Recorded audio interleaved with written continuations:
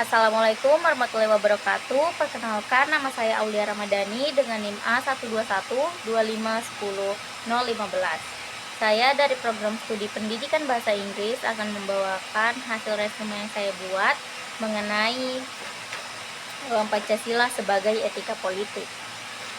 Yang pertama yaitu definisi dari etika politik. Definisi etika yaitu cabang filsafat yang membahas baik buruk dan benar salahnya tingkah laku manusia. Kemudian definisi dari politik, segala sesuatu yang berkaitan dengan kekuasaan, negara, dan pengambilan keputusan. Kemudian selanjutnya itu definisi etika politik, yaitu etika politik adalah prinsip moral yang menentukan sah atau tidaknya suatu tindakan politik dan penggunaan kekuasaan.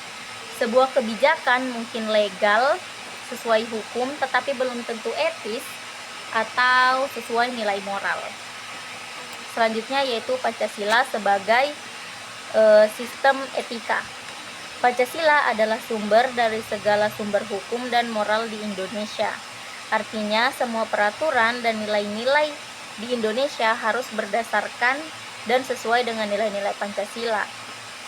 Ada dua sifat etika Pancasila, yaitu yang pertama teleologis dan yang kedua itu deontologis.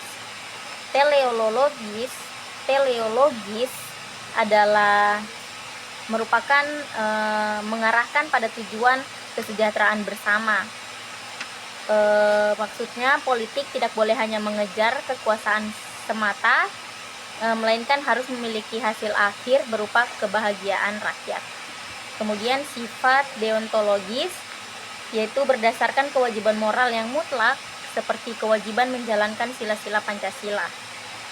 Maksudnya adalah terlepas dari apapun hasilnya, seorang pemimpin wajib jujur dan adil karena itu adalah tugas moral yang melekat, bukan sekedar strategi politik.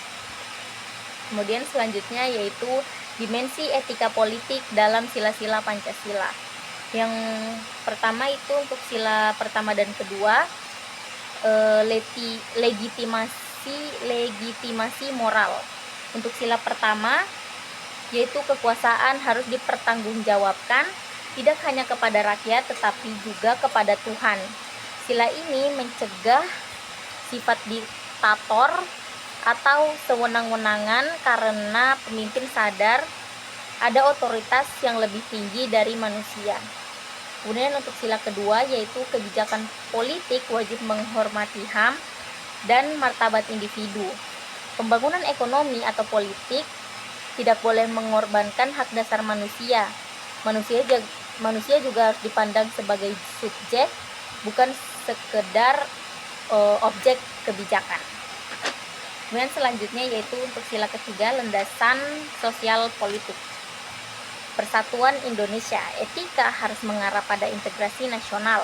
Setiap langkah politik harus mempererat ikatan bangsa, bukan memperlebar jurang perbedaan. Membakar amarah massa, menggunakan isu SARA untuk menang pemilu dianggap sangat tidak etis dalam perspektif Pancasila. Kemudian prinsip kedaulatan wilayah dan persatuan bangsa adalah harga mati dalam setiap kompetisi politik. Kemudian sila yang keempat yaitu landasan prosedural. Etika dalam sila ini menekankan musyawarah untuk mufakat di atas sekedar menang kalahan suara atau yang biasa disebut voting. Melalui sila keempat ini, etika politik mengarahkan agar demokrasi tidak hanya bersifat prosedural atau hitung-hitungan suara, namun juga substansial melalui diskusi dan musyawarah yang mendalam. Kemudian yang terakhir yaitu sila kelima, landasan tujuan politik.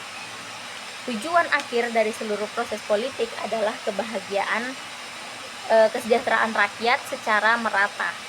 Sila kelima ini menjadi indikator keberhasilan suatu pemerintahan. Jika kemiskinan masih tinggi dan ketimpangan lebar, maka secara etika politik tujuan bernegara masih belum tercapai. Saya pikir itu saja yang dapat saya sampaikan. Lebih dan kurangnya saya mohon maaf. Wabillahi taufiq wal hidayah. Wassalamualaikum warahmatullahi wabarakatuh.